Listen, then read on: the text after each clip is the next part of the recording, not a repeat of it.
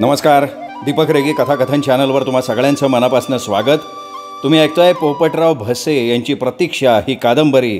पण तत्पूर्वी तुम्ही जर आता चॅनलवर पहिल्यांदा आला असाल किंवा अजूनपर्यंत चॅनल सबस्क्राईब केलेलं नसेल तर प्लीज चॅनल सबस्क्राईब करा. शेजारी घंटीचं चिन्ह आहे, बेल आयकन तेही प्रेस करा.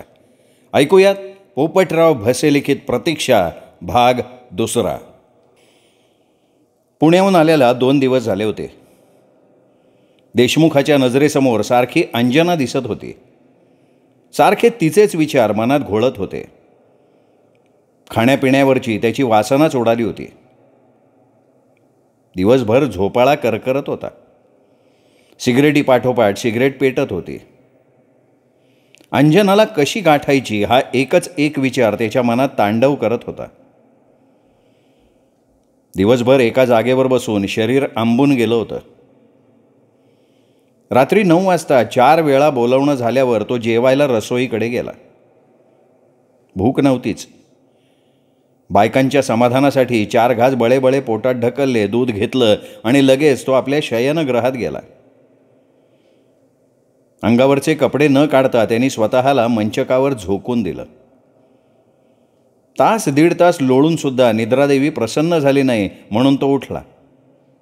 कपाट उघडलं. ग्लासभर विदेशी मदिरा एका दमात पिऊन पुन्हा पलंगावर येऊन पडला. मग मात्र थोड्या वेळात त्याचे डोळे मिटले. मध्यरात्र टळून गेली होती. संभाजीराव घोरत पडला होता. शयनगृहाचा दरवाजा ठोठावला गेला. संभाजीराव हवेत तरंगत दाराची कडी काढायला गेला. दारात अंजना उभी होती. नऊवारी पितांबर तिने नेसला होता. वस्त्रहरणाच्या वेळी जेव्हा दुःशासनानं द्रौपदीच्या शेवटच्या वस्त्राला हात घातला तेव्हा त्या वस्त्राच्या प्रखर तेजानं ज्याप्रमाणे त्याचेच नव्हे तर सभामंडपातल्या एकूण एकाचे डोळे दिपून गेले त्याप्रमाणे संभाजीरावाची अवस्था झाली. अंजनाच्या पितांबराचं तेज त्याच्या डोळ्यांना सहन होईना. कपाळावर हाताचा पंजा ठेवून त्याने किलकिल्या नजरेनं तिच्याकडे बघितलं. तिच्या गळ्यात नाभीपर्यंत रुद्राक्षाची एकच माळ रोळत होती. केस मानेवरनं पाठीवर मोकळे सोडले होते. एका हातात चांदीचा एक प्याला होता आणि दुसऱ्या हातात सुंदर गुलाबाचं फूल. कपाळावरचा हात न काढता त्यांनी तिचं सुहास्य वदनानं स्वागत केलं. हात खाली घ्यायचा नाही का? तिने प्रश्न केला. तुझ्या पितांबराचं प्रखर ती डोळ्याला सहन होत नाही. पितांबरापेक्षा माझ्या शरीराचं तेज जास्त दाहक आहे, पाहू शकाल? बत्ती मालवून टाकतो की. असं म्हणून तो माघारी वाढला. बत्ती मालवली. त्याच वेळी तो अंजनाकडे पाहू शकला. ती आस्ते आस्ते पलंगाकडे आली. चंदनाचा पलंग ती येणार म्हणून अगोदरच सजवून ठेवला होता. त्यावर जाईजुईची पांढरी शुभ्र सुगंधी फुलं पसरली होती. अगरबत्तीचा गंध शयनगृहाभर दरवळत होता. सगळं कसं गंधमय होतं. बैस की पलंगाव. पलंगावर बसण्याऐवजी ती संभाजीरावाच्या समोर येऊन उभी राहिली. तिने त्याला पहिल्यांदा हातातलं फूल भेटी दाखल दिलं. तिने धारण केलेल्या वैराग्याचा अर्थ कळण्या इतपत तो शुद्धीवर होता कुठे. त्यांनी फूल नाकाला लावलं. फुलातला मादक गंध अखंड प्राशन केला. कैफानं मन धुंद झालं. तिच्या आरक्त ओठांनी त्याचा अणू रेणू शहारून टाकला. शरीराचा दाह वाढल्यावर तो तिला मिठीत घेण्यासाठी उभा राहिला. त्याने हात पसरले तोच ती 2 पावलं मागे सरकली आणि आपल्या हातातला चांदीचा प्याला दिला. हाय काय प्याल्यात? जे आसन ते घ्यावं लागन, त्याशिवाय तुम्हाला माझ्या अंगाला स्पर्श नाही करता येणार. अगं चालेल की. तुझ्या प्राप्तीसाठी या प्याल्यात विष असलं ना तरी गेल मी. मग घ्या. पण हाय तरी काय? विषारी मदिरा आहे. तुमचं मन एवढं जहरीलं आहे की हे विष पचवायला तुम्हाला कसला बी त्रास नाही होणार. अंजना विकट हास्य करत उत्तरली. तिच्या सौंदर्यानं यौवनानं त्याला एवढी मोहिनी घातली होती की त्यांनी क्षणात तो विषाचा प्याला ओठांना लावला. विषाची परीक्षा पाहणं म्हणजे संभाजीरावासारखा मदांध माणूस अशा प्रकारची परीक्षा बाहू जाणे. प्याला ओठाला लावल्याबरोबर मदिरेचा विषारी दर्प त्याच्या नाकाला झोंबला. नुसत्या वाफेनं त्याच्या चेहऱ्याची आग झाली.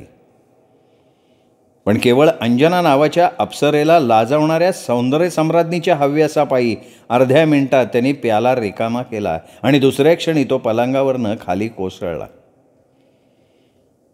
उंच कड्यावरनं आपला कडेलोट झालाय.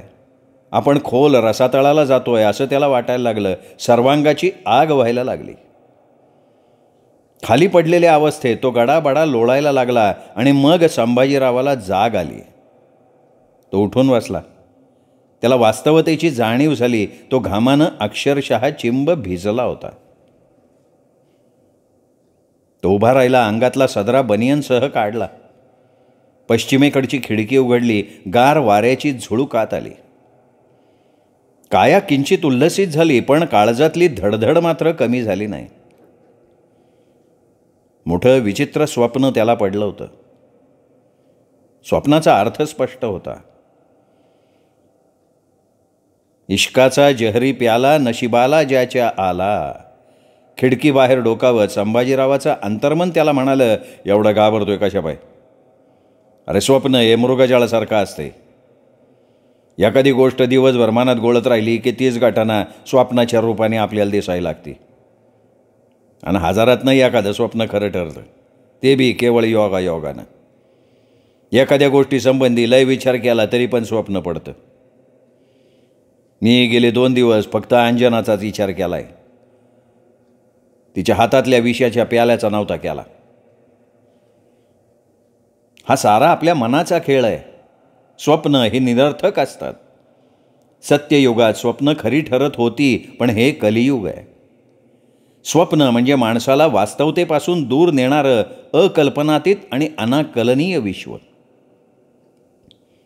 दुसऱ्या दिवशी बऱ्याच उशिरानं संभाजीरावला जाग आली. उठल्यापासून रात्रीच्या स्वप्नानं त्याला बेचैन केलं. त्याच्या अंतर्मनानं त्याला कितीही दिलासा दिला होता, तरी राहून राहून त्याला नजरेपुढे विषाचा प्यालाच दिसत होता. मनातली हुरहुर दूर करण्याचा तो आटोकाट प्रयत्न करत होता, तरी देखील ती काही केल्या अंतर्धान पावत नव्हती. आपलं मन खरंच का एवढं जहरील आहे? अंजनाची अभिलाषा खरोखर आपला कडेलोट तर करणार नाही ना? अशा कैक प्रश्नांनी त्याच्या मनाचा कब्जा घेतला. 10 वाजता त्याच्याकडे बंडा जांभळे आला.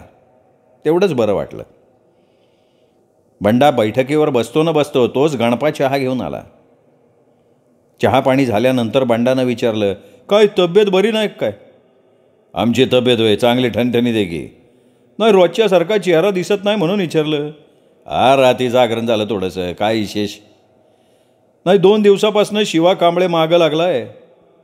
माझ्या बांधाला लागून त्याची जमीन आहे ना, 2000ला गहाण ठेव म्हणतोय. मग तू काय सांगितलं त्याला? नाही, काय पण नाही, तुमचा सल्ला घ्यायचा होता ना. हे बघ, जमीन गहाण ठेवल्यानं निष्कारण वाद वाढतो. पिलाचा अनुभव तर आज आहे. खरेदी देत असेल तर बघ. पण माझ्याकडं एवढी रक्कम. त्याची काळजी करू नको. रामच्या जीवाला जीव देणारी माणसं तुम्ही. कमी पडतील तेवढे पैसे आम्ही देऊ. मग बघतो की विचारून. 1.5 एकर जमीन आहे माहिती ना? हाय, कितीपर्यंत घ्यायला पाहिजे? फार तर 10-12पर्यंत. तुझ्याकडे किती आहेत? आहे 7-8. मग झालं की लाग का आम्हाला. लय गरज आहे असं दाखवायचं नाही. थोड्याफार फरकावर व्यवहार आडला तर या माझ्याकडं, एकदम खरेदी खत करून टाकू. चालेल की. बंडा निरोप घेण्यासाठी उठत म्हणाला. देशमुखांबद्दल वाटणारी आपुलकी आणखीनच वृद्धिंगत झाली. संभाजीरावाच्या अनेक पापकृत्यांचे आपण साक्षीदार आहोत हे त्याला कुठे माहिती होतं. त्याला द्यायला संभाजीरावाचे पैसे काही वाया नव्हते चालले. पैसे देऊन लाचार बनवलेला माणूस नांगी ठेचलेल्या विंचवासारखा असतो. शंकराच्या देवळात जाऊन यायचं, येतो का? संभाजीरावानं बंडाला विचारलं. हो चला की, तुमच्या नादानं मलाही थोडंफार पुण्य भेटन. काय सकाळपासनं जरा अस्वस्थ वाटते. रात्री एक विचित्र स्वप्नच पडलं. मन सारखं हुरहुरतोय. महादेवाचं दर्शन घेऊन आल्या बिगर मन ताळ्यावर नाही यायचं. फक्त दर्शनच घ्यायचं आहे का गाठावं आणि काय? नाही, म्हणजे बायांची धुणं भांड्याची येळ आहे म्हणून विचारलं. नाही, तसं काय नाही, फक्त दर्शन घ्यायचे. त्यानंतर संभाजीराव बंडा जांभळेसह घाटाकडे गेला. पायावर पवनेचं तीर्थ घेतलं, हातपाय तोंड धुतले आणि मनातल्या मनात शंभू महादेवाचंच नामस्मरण करत देवालयाकडे गेला. घाटावरच्या लेकी सुनांनी तोंडात बोटं घातली. देशमुखाला देवदर्शन करण्याची आज अशी अचानक कशी काय उपरती झाली? कैक जणी मनोमन म्हणाले असतील, पैशाची धुंदी असणारा, दगडाचं काळीज असणारा, दिवसाढवळ्या दुसऱ्यांच्या लेकी सोनांच्या निरीला हात घालणारा आणि दीन दुबळ्यांचा काळ असणारा कधीही देव मानत नाही. आपण स्वतःच देव आहोत असं तो समजतो. देवालयाच्या आवारातल्या मोगऱ्याची चांगली ओंजळभर फुलं त्यांनी तोडली आणि ती घेऊन तो महादेवाच्या गाभाऱ्यात शिरला. महादेवाच्या पिंडीजवळ गुडघे टेकले, सगळी फुलं लिंगावर ठेवली आणि पुढं झुकून त्यावर कपाळ टेकवलं. मोगऱ्याचा मधुर गंध त्याच्या नाकात शिरला आणि विजेचा झटका बसावा त्याप्रमाणे तो झटकन उभा राहिला.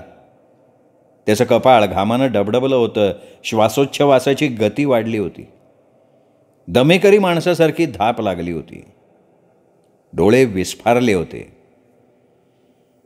देशमुखाची ही हालत बघून बंडा जांभळे चक्रावून गेला. एखादा चमत्कार व्हावा त्याप्रमाणे त्याला वाटलं. रात्री स्वप्नात आलेल्या अंजनानं दिलेल्या फुलाचा गंध आणि आत्ता देवाला वाहिलेल्या फुलाचा गंध एकच असल्यासारखा संभाजीरावाला वाटला. आता हे बंडा जांभळेला काय माहिती? 5-6 मिनिटांनी देशमुख ठिकाणावर आला. त्यानंतर त्यांनी पिंडीजवळ चक्क बैठकच मारली. मांडी घातली, डोळे मिटले आणि हात जोडून 15-20 मिनिटं काहीतरी पुटपुटत राहिला. बंडा उभा राहून कंटाळला तरी याचं पुटपुटणं थांबलं नाही. एखादं पाप मन कुरतडायला लागलं की मनाची अशी अवस्था होते. मन शांत झाल्यावर संभाजीराव गाभाऱ्यातनं मंडपात आला. त्यावेळी त्याची मुद्रा प्रफुल्लित दिसली म्हणून बंडाचा जीव भांड्यात पडला. असं काय घडलं तिथे हे देशमुखाला विचारण्याचं अर्थात त्याला धाडस झालं नाही.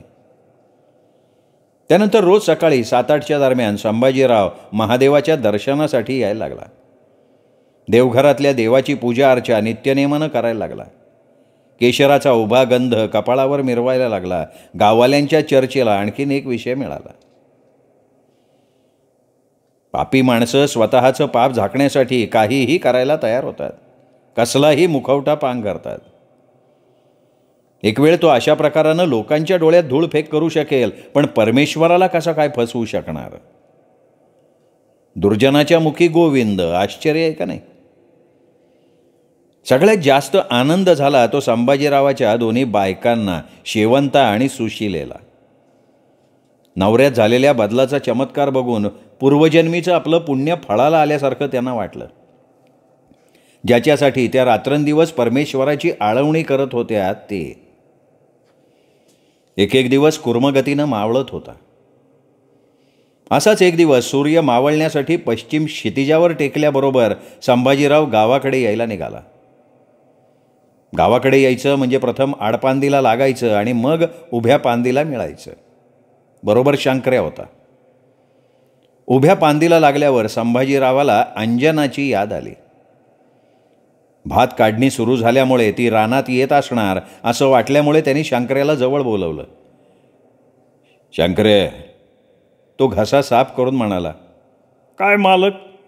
उद्यापासनं मी तुझ्यावर एक कामगिरी. अहो सांगा की. शंकर्या तो बोलायच्या आधीच अधीर झालेला होता. सांगतो, पण कामगिरी जरा अवघड आहे. माझ्या आवाक्या पाल्याडची आहे का? नाही, तसं नाही, पण अतिशय सावधगिरीने गुप्तपणे करायची. कुणाला साधा संशयसुद्धा येता कामा नाही. माझ्यावर विश्वास आहे ना तुमचा? अरे तुझ्या विश्वास आहे म्हणून तर तुझ्यावर सोपवणार आहे ना. सांगू का? मालक, हे बघा, आम्ही गरीब माणसं, पाहिजे तर लाचार म्हणा, तुमच्या जीवावर जागणारी. मी माझं इमान तुम्हा बिगर कोणाला पण ऐकणार नाही. हे बघ, तुझी निष्ठा मला माहिती. शंकरे, सखार रामोशेची थोरली पोरगी माहिती ना तुला? हाय, पण नाव मातूर ठावं नाही. तिचं नाव आहे अंजना. रोज 2-3दा आपल्या भातकीकडं जात येत जा. त्या अंजनावर लक्ष ठेवायचं फक्त.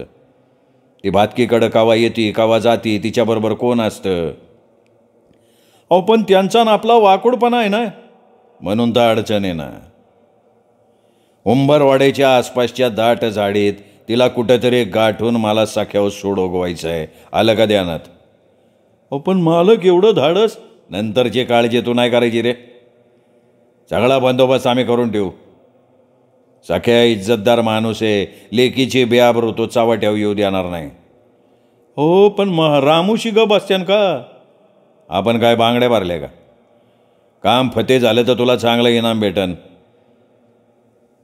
इनामासाठी नाही बोलत मालक म्या, तुमच्यावर नसती बलामत यायला नको म्हणून म्हणतो. अरे नाही येणार. परवाच्या पराभावाचा आपल्याला फायदा होईल. रामोशाने आपल्यावर हे कोबांड रचलंय असं गाववाल्यांना पोलिसांना सांगता येईल आणि वेळच पडली तर सगळा रामोशी वाडा जाळायला आम्ही घाबरणार नाही. शंकर्या देशमुख स्वतःच्या प्रतिष्ठेला लय जपतेत. सगळ्या बाजूने विचार करून आम्ही हा निर्णय घेतलाय. आमच्या मनाला रात्रंदिवस जाळणारी पराभवाची आग तुला नाही समजणार. तर मग हा शंकर्या पण ह्या कुडीमध्ये परानाशेपर्यंत मागं सरणार नाही अशी प्रतिज्ञा करून शंकर्यानं मिशांना पीळ दिला आणि हातातली फरशी कुऱ्हाड मोठ्या ऐटीत खांद्यावर टाकली. स्वतःशी विचार करत तो आपल्या धन्यामागनं चालायला लागला. दुपारचा 1 वाजून गेला होता. आसमंत काळ्या पांढऱ्या ढगांनी आच्छादलं होतं. उन्हाच्या खाईनं वातावरण तप्त झालं होतं. हवेचा मागमूसही नव्हता. आकाशात सुद्धा गिधाडं भक्ष्य शोधण्यासाठी घेरट्या घालत होती. थोडीशी वामकुक्षी घेतल्यानंतर संभाजीराव उठला. चूळ भरली आणि खुंटीला अडकवलेला सदरा अंगात घालत म्हणाला, शंकर्या चल आपण भातकीकडे चक्कर टाकून येऊ. एवढ्या उन्हामध्ये येणार? अरे हाडाचं शेतकरी आहे आम्ही, आतमध्ये वर्दी देऊन ये. अशा प्रकारे संभाजीरावानं शंकर्यासह भातकीकडे जाणारा मधला जवळचा रस्ता धरला. डोंगर ओढा ओलांडल्यावर त्यांनी शंकर्याला विचारलं, तुझ्यावर सोपवलेल्या कामाचं काय केलं? 3-3 चक्रा रोज घालतोय, पण त्या अंजनाची येण्या जाण्याची वेळ काही ठराविक नाही बरं का. कवा पण येते कवा पण जाती. मात्र एकली जात येत नाही हा, ती कोणीतरी बरोबर असतं. अवघड आहे म्हण की. योग जुळून शनी यावा लागतो. उंबर ओढा दृष्टीपाथ्यात आला. गर्द झाडीत झाकलेला नागमोडी वळणांचा उंबर ओढा ओलांडून जाणं नवख्या माणसाला भीतीदायक वाटत होतं. चांगली 7-8 फूट रुंदीची पांदी आहे, पण तिच्या दुतर्फा असलेली उंच उंच दाट झाडं आणि 300-350 फुटापर्यंतचा ओढ्याचा सखल भाग, तो हे 3 वळणं घेऊन पुढे गेलेला. भीती वाटणारच की. ओढ्यातल्या झाडीत शिरलेला माणूस पलीकडे जायला 8-10 मिनिटं सहज लागतात. अशा या निर्जन ओढ्याचाच विचार संभाजीरावाच्या मस्तकात भणभणत होता. अगदी सहजगत्या त्याची नजर पहिलं तिरी गेली. एकाएकी त्याला आनंदाची उकळीच फुटली. तो बाजूच्या झाडाकडे सर्राकला. शंकर्याचा हातही त्यांनी खसकन ओढला.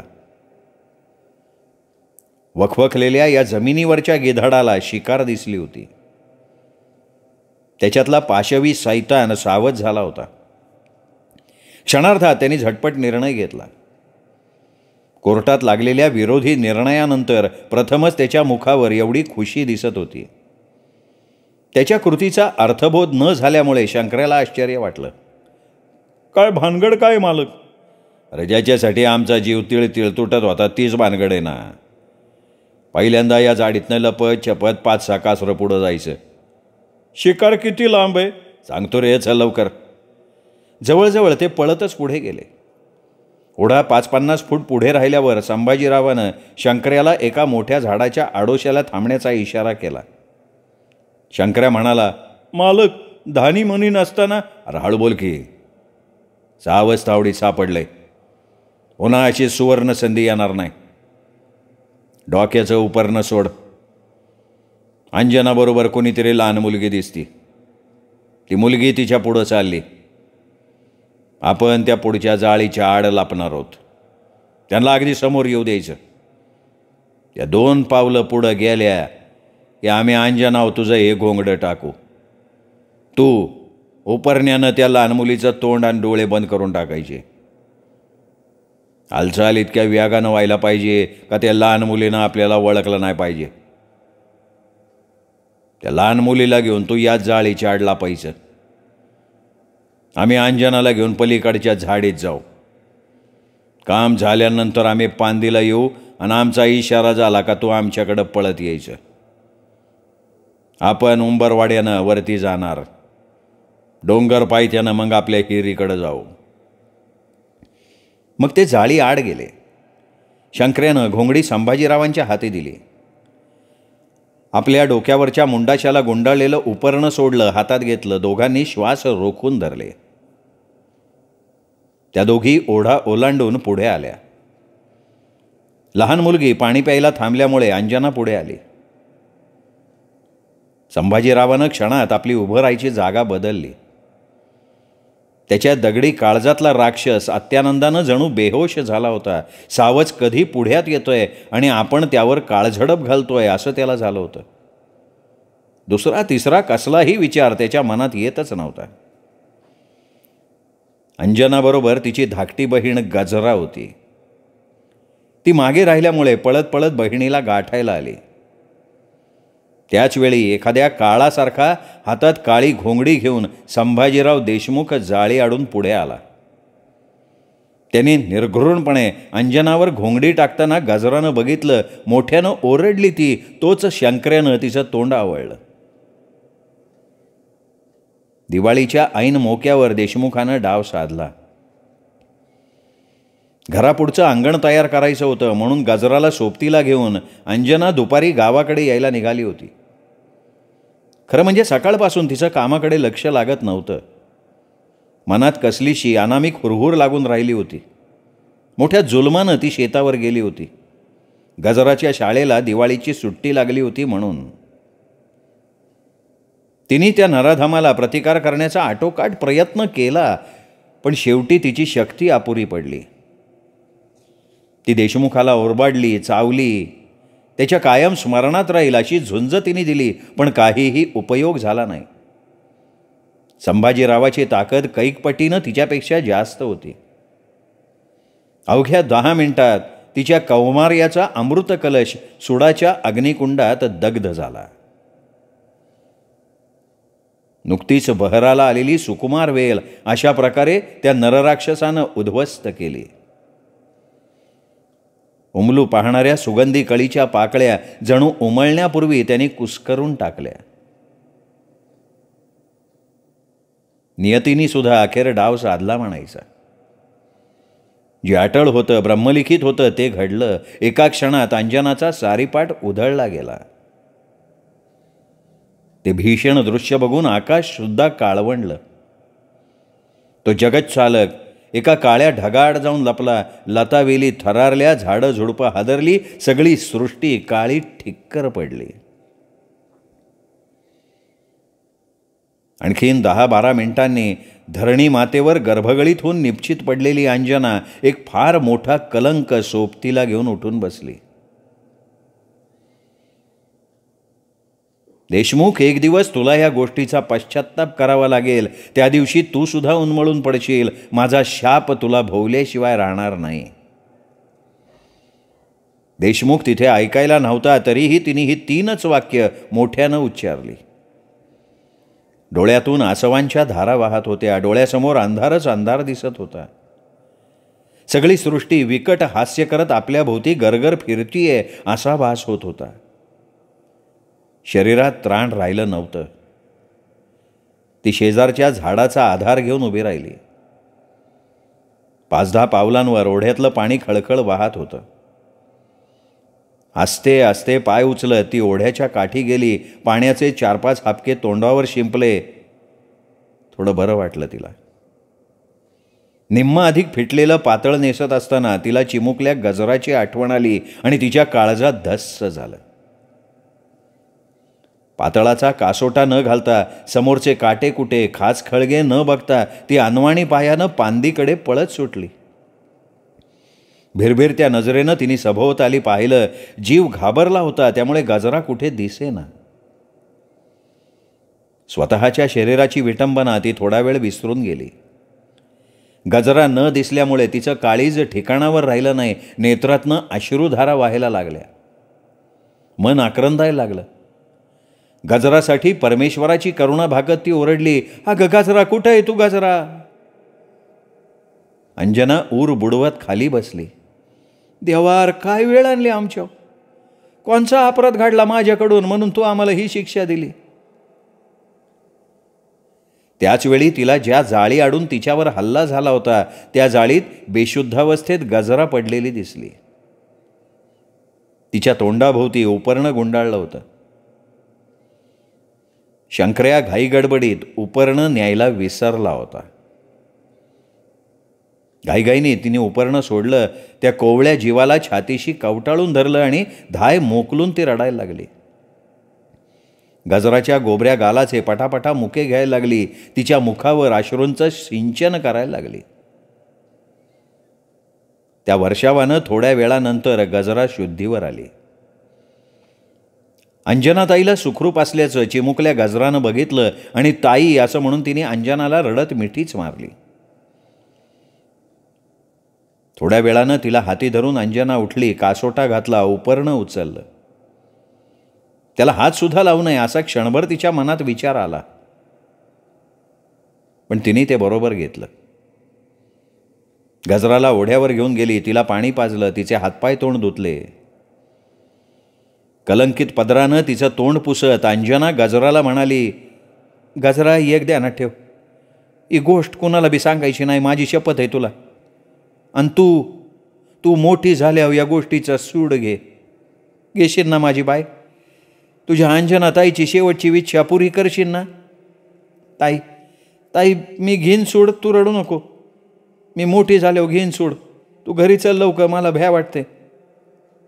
"आता कशाला भ्यायचं ग गजरा? काळ डाव साधून गेला. आता तुझी ताई कशाला भिणार नाही?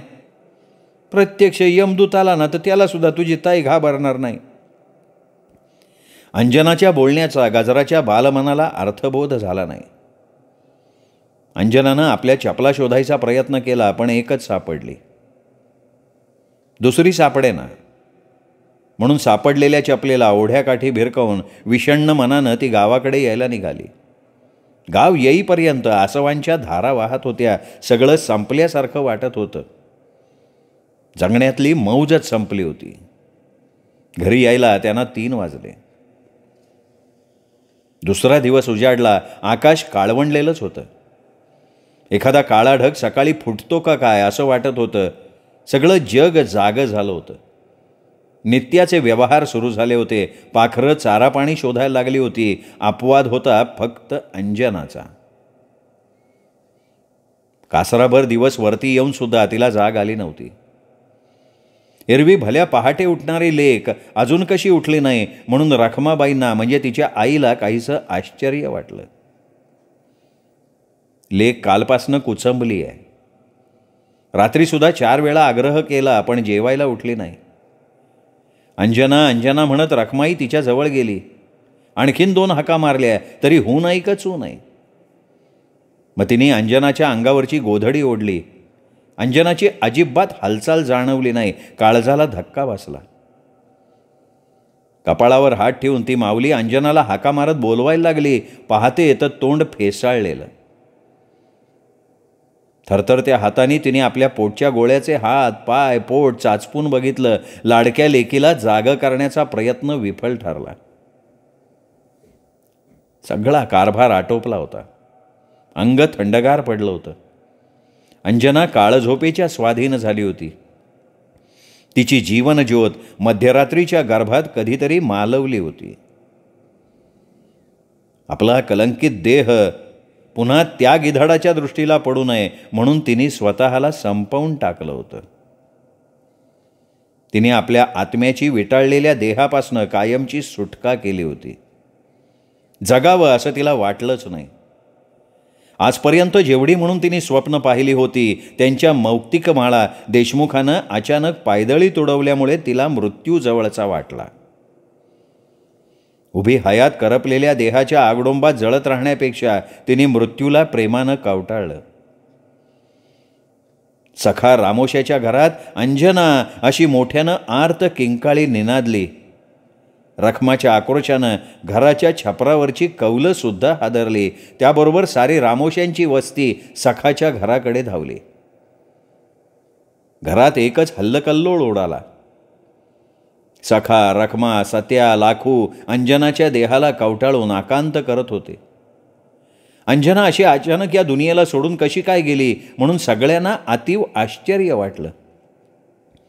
तिचा एक एक गुण आठवून आपोआप प्रत्येकाच्या डोळ्याला धारा लागल्या. सगळंच कसं अघटित घडल्यासारखं. झोपेत या कदकिडूक मिडूक चावलं काय? कुणीतरी शंका बोलून दाखवली. एकानं दारापुढच्या उजेडात गोधडी अंथरली. दोघांनी अंजनाच्या कलेवराला उचललं, त्या गोधडीवर ठेवलं. सदा दगडू शिरपानं सगळ्यांना दरडावत गप्प बसायला सांगितलं. त्यांनी अंजनाच्या शरीराचं निरीक्षण केलं, पण तिच्या तोंडाला आलेल्या फेसाशिवाय त्यांना काहीही आढळलं नाही. रात्री अंजना न जेवता झोपली. एवढी एकच गोष्ट संशयात येत होती. तिघा चौघांनी घराभोवतीचा सगळा परिसर नजरेखालनं घातला. गोठ्याच्या बाजूला असलेल्या दगडी चिपेवर काहीतरी ठेचून वाटल्याचं त्यांना दिसलं. जवळ जाऊन बघता तर कण्हेरीच्या 2-3 मुळ्या पडल्या होत्या. सगळ्यांना शॉक बसला. अनेक तर्कवितर्क सुरू झाले. अंजनानं कण्हेरीचं विष पिऊन आत्महत्या का केली? कोणती गोष्ट तिच्या बलिदानाला कारणीभूत ठरली? आत्महत्या करण्याइतपत ती लेचीपेची नव्हती.